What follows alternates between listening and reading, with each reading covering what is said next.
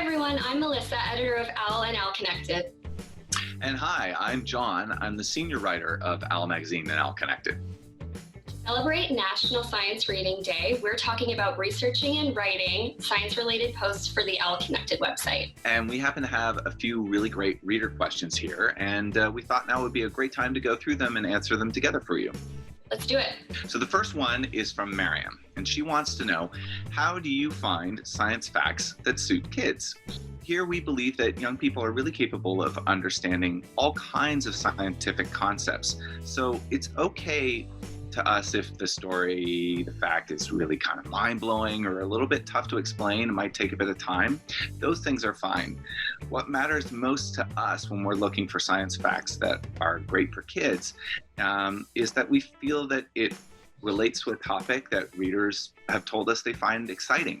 So, for example, we are really fond of topics like space exploration and dinosaurs and fossils, animals around the world, especially new animals and new species, and technology for sure. All of those things are really great bets for owl-worthy science facts. Yeah, absolutely. There's no shortage of science-related topics on our website, that's for sure. And the next question from Miriam is, how often do you publish new articles? Well, that is a great question. We are a daily news website, so we try and publish as often as we can. We try and slot in our posts a week ahead on Thursdays, so we do have time to plan. However, breaking news does happen, especially in the science world. A good example is when there was the SpaceX Starship called SN-15 landed safely, and without incident. We had to report on it because it was something SpaceX had been working on previously for a while. They had a few prototypes that they had launched, which had blown up upon landing. No humans on board, thankfully. But this was a huge milestone, so we knew we had to shift and report on that. Yeah, we always have to be flexible and ready, right? Totally. So let's keep some of the questions going.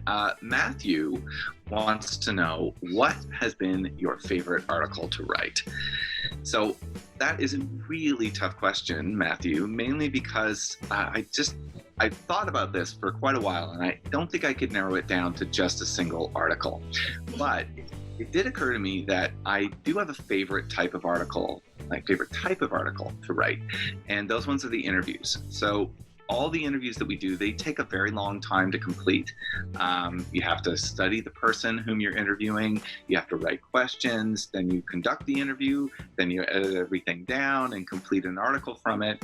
It's quite a lengthy process, but I've found that it's always worth it because there's nothing quite like getting a chance to be in someone else's head and see the world the way that they do. And here through this website, we've spoken to astronomers, authors, athletes, engineers, activists, musicians, artists, leaders, all kinds of really, really exciting, interesting people who are doing great things. And I always feel that I leave the experience like I learned something new, and hopefully the readers do too. Our next question is from Mila, and she asks, what is your process for brainstorming topics? Well, we're always looking for cool story ideas. We're always on the lookout. We keep in touch often, and we talk about stories as they come up. So after we have a good amount of ideas going, John will compile everything into a list.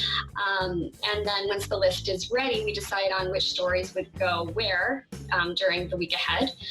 But as I said, this schedule can sometimes change because there's always breaking news, and we have to go with the flow. Yeah. In fact, I think I owe you a list now. We'll get to that. It's okay. Yeah, we'll get to that after this. So let's end this with one more question. It's another one from Matthew, and he wants to know, how long does it take to write the average article? So you might remember how Melissa mentioned that we're a daily news site. So that means we tend to not have a lot of time to finish a piece. I have to write articles pretty quickly, and most posts are done in about 2 hours. That is after we get the idea and we know that we want to write about it. But if a post is on a bit more of a sensitive topic, then it can take much longer. Not only does the research take longer to do, but we have more people on staff edit the story and read through it to try and make sure that it's phrased as well as possible. Now, we know that everyone makes mistakes, but we are always trying our best to avoid them, especially when there is a potential to accidentally offend people with some poorly chosen words. So, yeah, those ones take a little bit longer, but we believe it's definitely worth the effort. Well, I just wanted to say thanks for everyone sending in their questions. It was really cool to see what you had to ask about the OWLconnected website. Yeah, we appreciate it.